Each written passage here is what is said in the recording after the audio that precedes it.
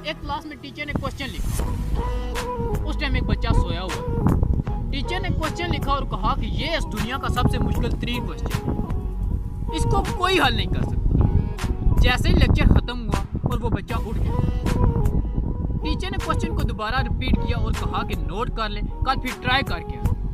Class के सब student से वो सवाल हल नहीं हुआ, लेकिन जो सोया हुआ था उससे हल हो गया, क्योंकि उसके कानों ने तो सुना ही नहीं था कि ये सवाल हल नहीं हो सकता।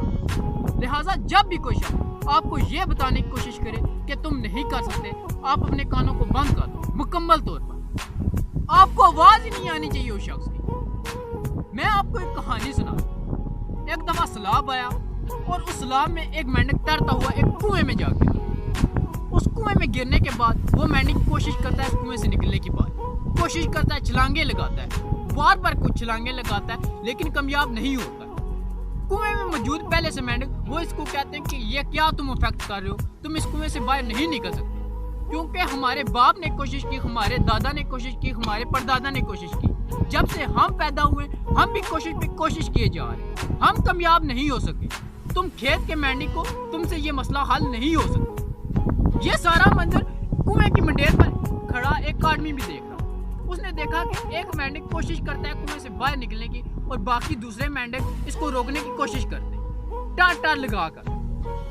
वो शख्स एक अजीब मंजर देखता है कि जो बाहर से आया हुआ मेंढक है वो एक छलांग लगाता है और कुएं से बाहर निकल जाता है। वो हैरान और परेशान होता है कि बाकी सारे भी तो मेंढक थे कुएं में, वो बाहर नहीं निकल सके। आखिर क्या बात है इस मेंढक में जो ये मेंढक कुएं से बाहर निकल रहा है। वो उस मेंढक को उठाता है और जाकर लेबोरेटरी में जाकर रिसर्च करता है और देखता है कि ये मेंढक अपने दोनों कानों से मरहूम है। उसको तो आवाज ही नहीं आ रही थी उन दूसरे मेंढक जो उसको बता रहे थे कि तुम नहीं कर सकते, हमने कोशिश की, हमारे बाप ने कोशिश की, हमारे दादा ने कोशिश की, जब से हम पैदा हुए हम भी कोशिश कर रहे हैं, लिहाजा तुम ये इफेक्ट करना बंद कर दो। जब भी कोई शख्स आपको ये बताने की कोशिश करे कि तुम नहीं कर सकते, आप अपने दोनों कानों को बंद कर लो, हाथ रख लो मुकम्मल तौर पर। आपको शख्स की आवाज ही नहीं आनी चाहिए। जो शख्स आपको रोकता है कि तुम नहीं कर सकते, आप उसकी लिस्ट बनाओ और आग लगा दो। आप उन लोगों की मजलिस में बैठो जो आपको अच्छा कुछ सिखाएं, जिनके साथ आप बैठकर आपको कुछ अच्छा सीखने को मिले।